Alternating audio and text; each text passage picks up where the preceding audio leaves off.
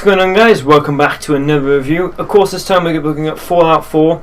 I was so hyped for this game when it came out. Of course, I made a video about it when it was first announced. And in general, I was so much expectations for the game. And it's finally out now. We've finally played tons of it. Personally, I've played 15 hours. I know people have played more. But I've taken my time with it. I've tried to rush too much, and I've had 3 days off in case my opinion changes. Now, first of all, I want to say if there's a few continuity errors, I apologise for that, but overall this review should be pretty smooth. Now, the first thing I want to talk about is the poor performance that I had when playing the game. Now, understand, my PC, which you probably can hear right now, isn't the best. It's only 4 years old, but when we got it, it was only 800 quid, and it was designed to be a PC that I could mainly edit on and use for all sorts of things. It wasn't designed as one to play high-end games on that would then last me a couple of years. We got it thinking I wouldn't really need a new one anytime soon. But my PC, even though it was in the middle bracket, I've had very poor performance on the game. In certain areas when I wasn't recording, I'd get 45 to 60 frames per second inconsistently, and then when I was recording, I'd get maybe 30 to 50, occasionally it was awful. And of course that is mainly because of my PC, but also because because in general the game doesn't have the most solid frame rate. And one thing that's slightly annoying is they've tied the physics engine to the frame rate. So what that means is when you play the game, the faster your frame rate, the smoother the game is going to run. The problem is the frame rate only goes at 60 frames per second, and it can't go any higher. Personally, I would have loved to have seen them keep the frame rate like it was in New Vegas. It can go well above 60, it can go as high as it possibly can, and it's up to the user, how high it will be, or how well their machine, or how good their machine is. Personally, I prefer that, so it's a little bit weird that they decided to do that. But overall, that's just the small little performance issues. I'll get those out the way. So aside from the poor performance about it, the game looks, I think, fantastic. A lot of people complain about how the game looks, saying that it isn't as good as it isn't much of an improvement. It doesn't look too amazing. Personally, I absolutely love it. Now, I prefer Skyrim. I'll say that right now. I prefer Elder Scrolls in general. But the game looks absolutely fantastic. But you can see its borrowed elements from Skyrim, to be honest. Now, the actual start of the game itself is pretty rushed. Personally, in this open world game where you're in a different time zone we've never been before. Before the war, I wanted to spend more time there. I wanted to be able to look around, maybe go out somewhere, meet friends, and overall become attached to the kid and the wife, because I never got attached to them, and I still haven't got attached to them. 15 hours in through the storyline, I don't feel any emotion towards the kid. But the entrance of the vault, like I said, was just rushed. I wish they could have slowed down, that you get attached to the child and the wife, maybe include some extra stuff, you can see the world, maybe some training missions, they can teach you how to use weapons and stuff like that. That would be interesting to see because your character is passed from the military. But you never get time to really settle down and look at this world before it all changes. Now, the guidance is also weird. I was mentioning how I'd like to see some kind of system where you get introduced to the world and you really get to understand how things work and, weapons, stuff like that. But you don't. You go into the vault, you come out the vault, bang, the game starts. And the whole storyline really is finding your son, so it's a flip of Fallout 3. While in Fallout 3 the father runs away and the son is left, now in Fallout 4 the son is taken and the father has to find him. And like I said, I don't feel any attachment to the kid, and he's with very capable people, so it really took persuasion for me to actually feel sort of any emotion towards the kid and go to find him. And again, I've heard people who find the story interesting, and others who find it very boring and have the same opinion as me, in the fact that it's just no attachment to the kid. And in general, everyone I've spoken to says that the first 2 hours of the game is very weak. The first 2 hours I did not enjoy. To give it a rating out of 10 of the first 2 hours, it's a 4 out of 10. And that's not me complaining. That's genuinely how I thought the game was within the first 2 hours. Many people dislike it unless you're able to sort of go, okay, start the game, and it's gonna get better. But I personally wasn't, because I was expecting something so much more. But like I said, as soon as you pass the first 2 hours, the game is sensational.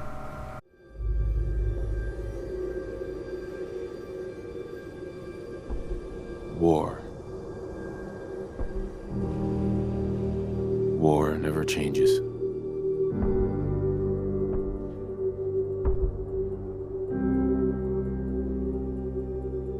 In the year 1945, my great-great-grandfather, serving in the army, wondered when he'd get to go home to his wife and the son he'd never seen. He got his wish when the U.S. ended World War II by dropping atomic bombs on Hiroshima and Nagasaki.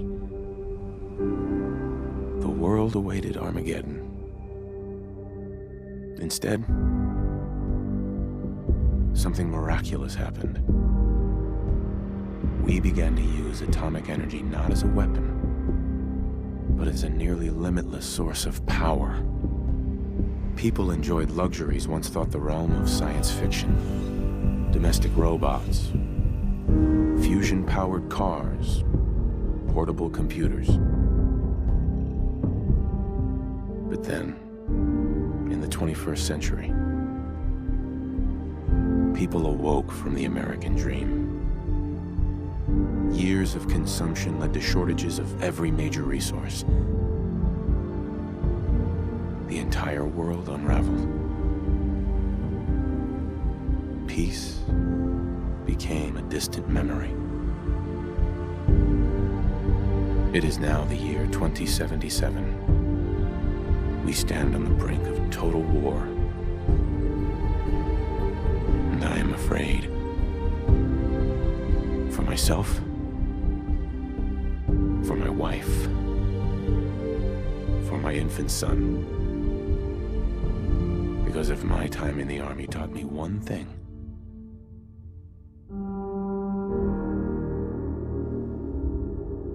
it's that war never changes.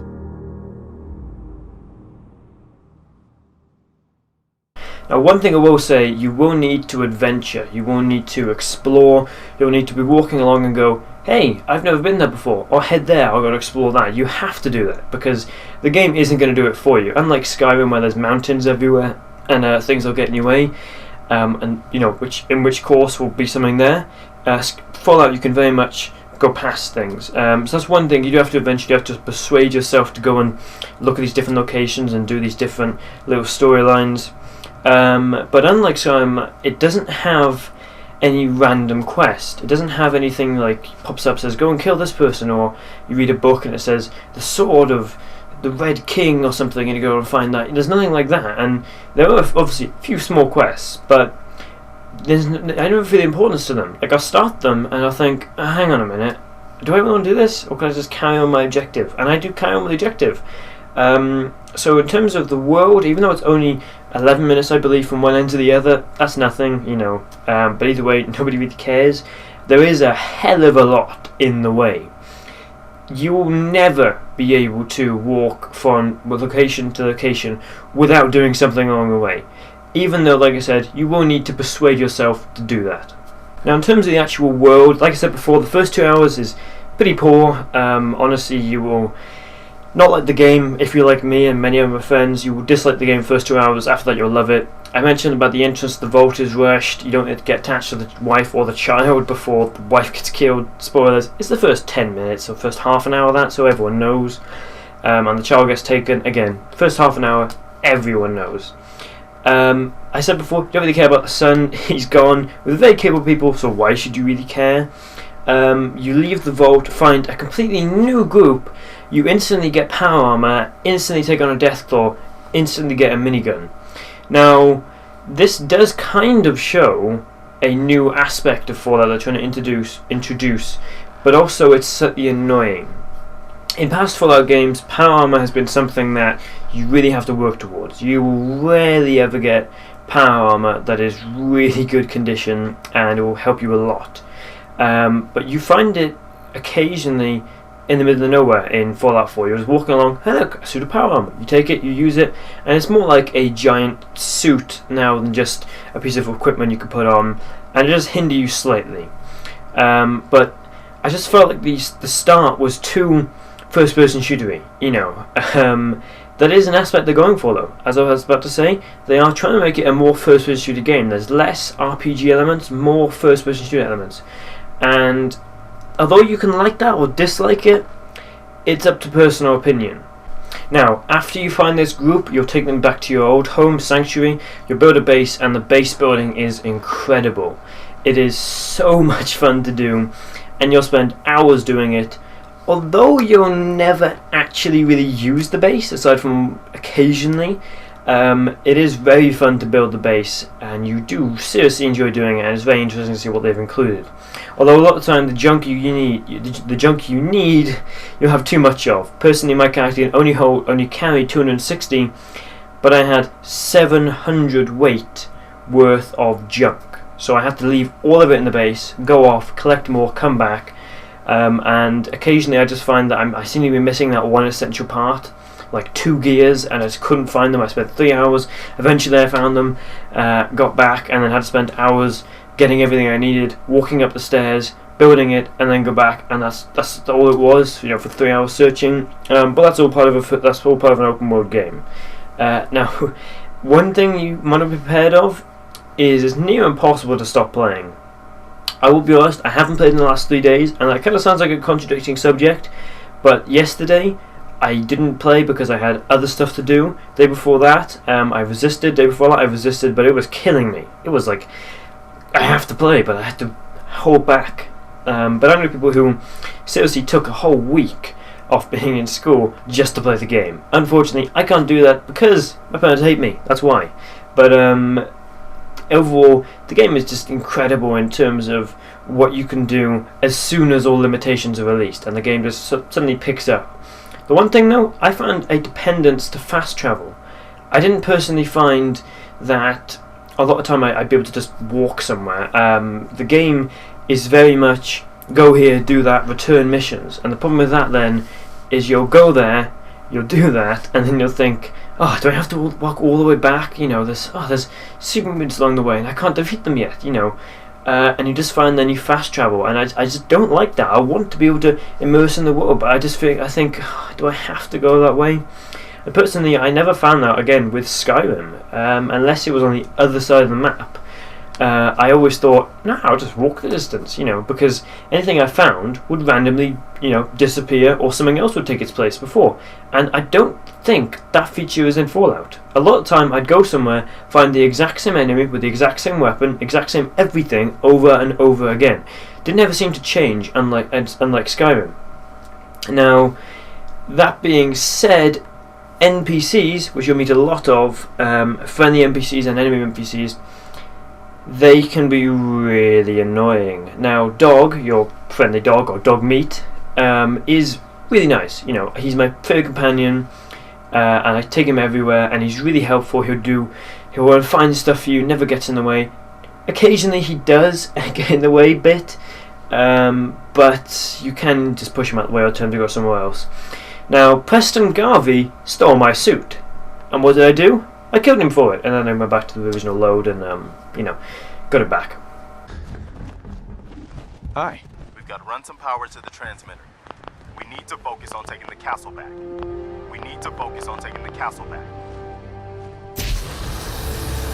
Let's get this over. Damn it. Ah!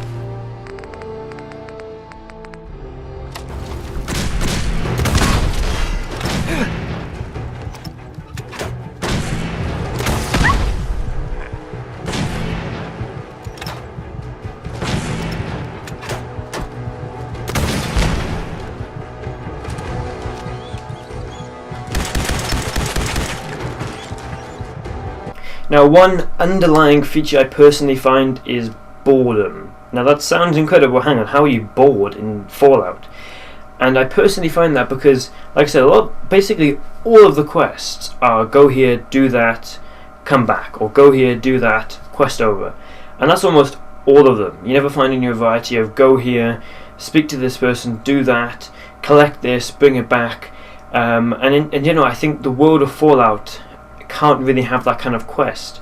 Unlike Skyrim, again, talking about Skyrim, where the quests are much more involving and much more technical, unless you play the main story, all of Fallout 4's quests are, again, go here, do that, return. And that's kind of sad. And I did get slightly bored, and I kind of thought, do I really have to play this game more? And then, again, until I started playing the main storyline again, at which point it did become very entertaining. But again, like Skyrim, there's no mini quests, and also there's so many factions in Fallout 4 I want to join and be part of, but I can't. There's these gangsters, see, and they're really cool. And Boston has a bit of a gangster history, as I understand. And I thought, wow, wouldn't it be cool to be part of the gang? You can go and like beat up other people's gangs. You can rob these places and steal stuff. You know, maybe beat a guy with your fist in a boxing match or something like that.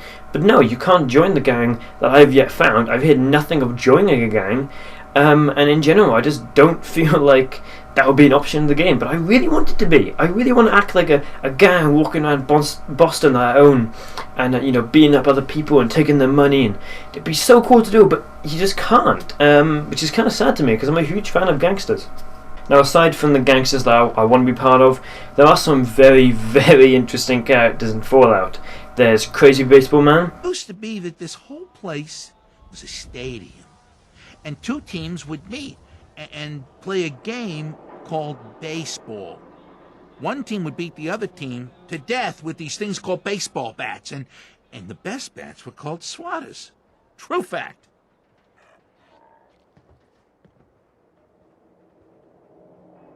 Look, dumbass, that's not how baseball was played. That right, Mr. Smarty Pants? Hey, if you're such an expert, how do you think it was played? There were balls, strikes, 3 bases, and home runs. You kept score by how many runners made it to home plate. I like my version better. Now, can I interest you in these genuine, authentic, custom-made hickory swatters? There's Detective Valentine, who is a synth who also helps people around the city of Diamond City. Even though they hate synths, yet somehow they allow Nick Valentine in, but they don't really explain it at all, which is kind of odd. Kellogg, who is the person who kidnaps your son, his backstory at least is so interesting. There's a whole mission involving it, and it's so incredible to go through, you know. And I love to do that, except for the fact that it did kind of feel like occasionally I should have done some more. Like, you can see the characters' memories of what Kellogg remembers of them, but I wish that the game had more choices. You know, you basically become Kellogg, but it'd be interesting if his memory was slightly off, so maybe you had to give the next sentence or something like that. But either way, that's pretty cool. Also, Skinny Malone is such an interesting gangster. Again, he's the leader of this gang, and you have the choice to kill him or you know, let him go, and you see him later on, I believe. But either way, I tried several times to let him live. First time, I let him live, then I shot him in the head and killed him.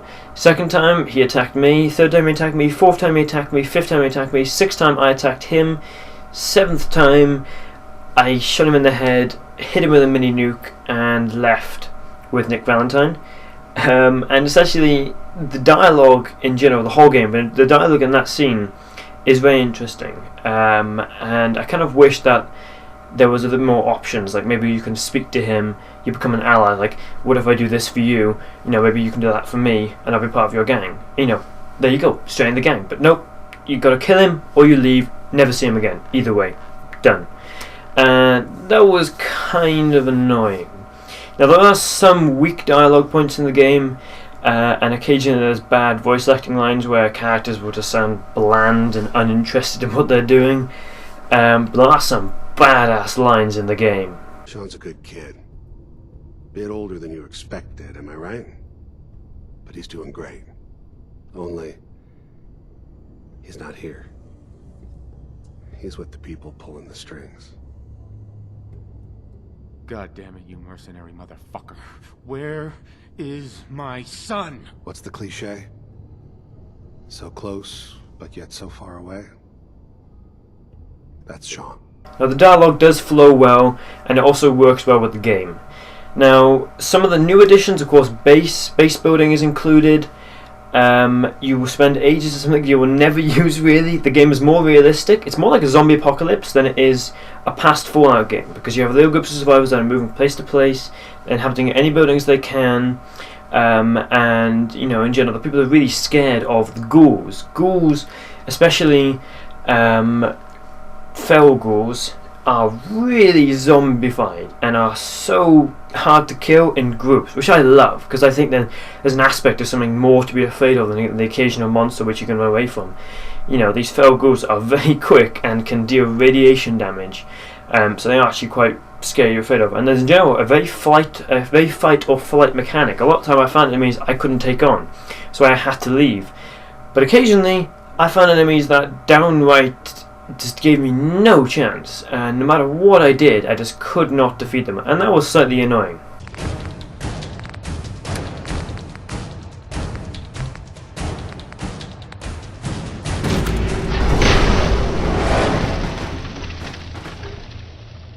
Now, I'll find a couple of points. I mentioned the areas already. There are some absolutely incredible areas in the game that are impossible not to be distracted by.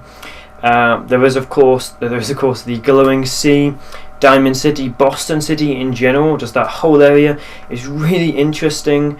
There's also a quarry in the game, and there's different junkyards around which have different stuff inside them. And it's really interesting when you come across a base that's been absolutely, torn to bits. There's dead bodies everywhere, and you find out they're part of this faction. And, later on you find the faction like, oh yeah, I've met you guys already. Yeah, you people are dead. But there's a lot of interesting parts like that in the game that are really, really interesting to look behind. And a lot of small little quests, especially one involving aliens. Just look out for the weird little noise. Now, combat is incredible. If you're a first-person shooter player, this combat will feel perfect. It is so well done that I swear to God, they borrowed first-person features off someone who made a really good first-person game, or was making one, and they put them in Fallout. It just works so well. But ammo was on very, very low supply. A few weapons are more powerful than others. Personally, I found my Flamer is very powerful against anything else, and it can basically kill all enemies. I haven't yet found an enemy that can withstand the Flamer power. But that doesn't really do too much. It looks very nice, and you can definitely get some headshots of it. But personally, if you're a good first-person shooter, then you don't really need that. But again, it's very interesting to use, and it can get critical hits as well. Now, weapons, there's tons of endless weapon customization and varieties.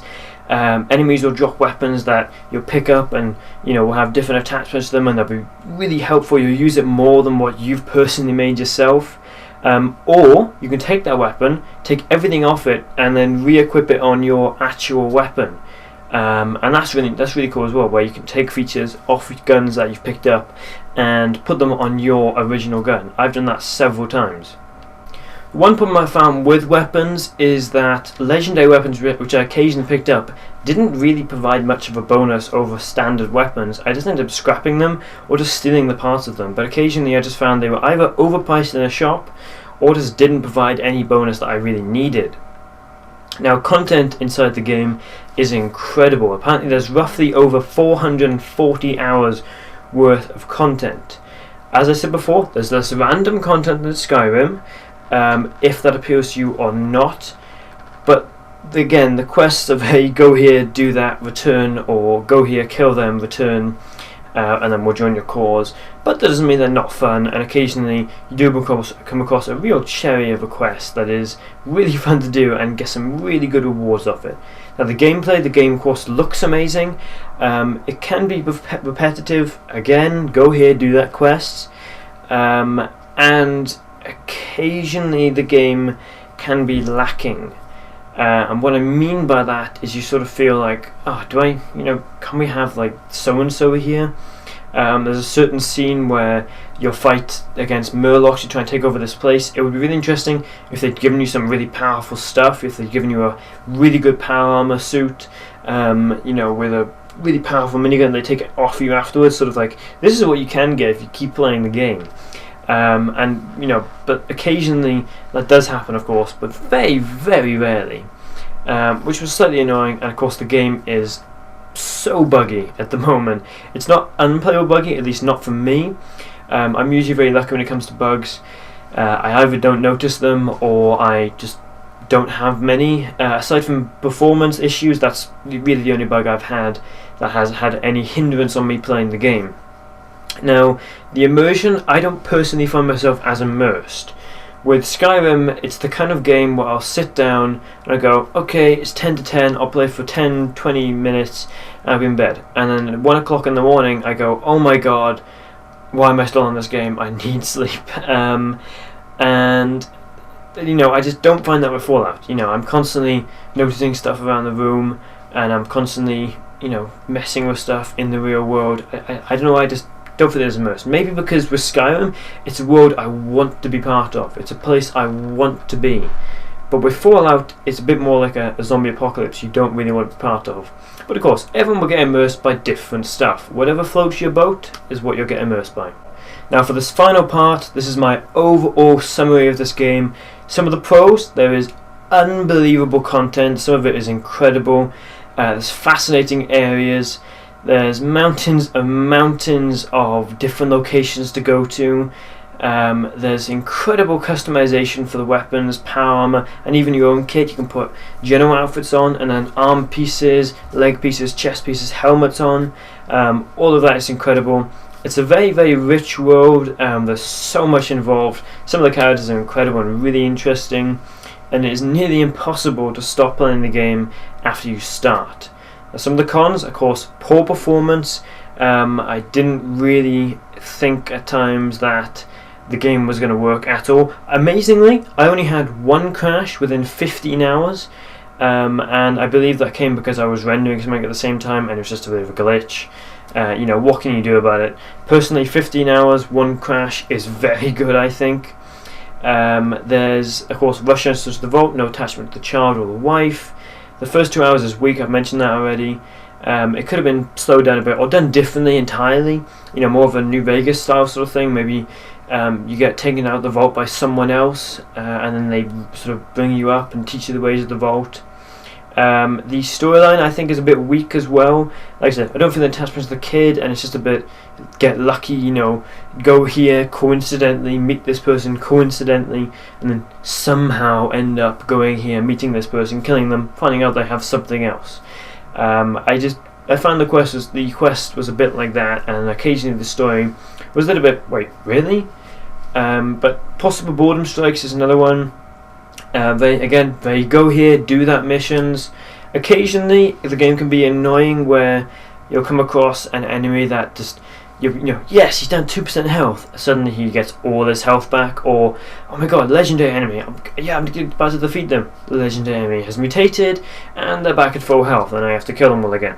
That can be very, very annoying. The game, again, I feel like I need to fast travel to different locations. And it just doesn't really do too many things to make you want to be in this world or be immersed by the world. I sort of felt like I just, you know, could have easily stepped out of the game, and I felt no different. With Skyrim, I step out of the game and I feel like, you know, I can use magic and stuff like that. That's the kind of impact the game has on me. And of course then, there's no ability to join the gangsters, or there's no ability to join different gangs or different groups that usually wouldn't be able to be part of. I would have thought with an upgrade, and such a huge upgrade in the game, they would have also upgraded the ability to join gangs that usually wouldn't be able to join, like the Gunners or in general Raiders.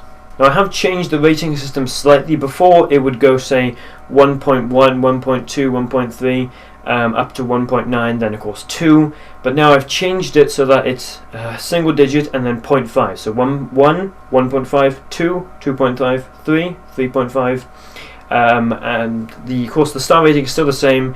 Bronze is, it's kind of worth it, you know, if it's there and it's on offer, go get it. Silver is, think about picking up the game if you're interested.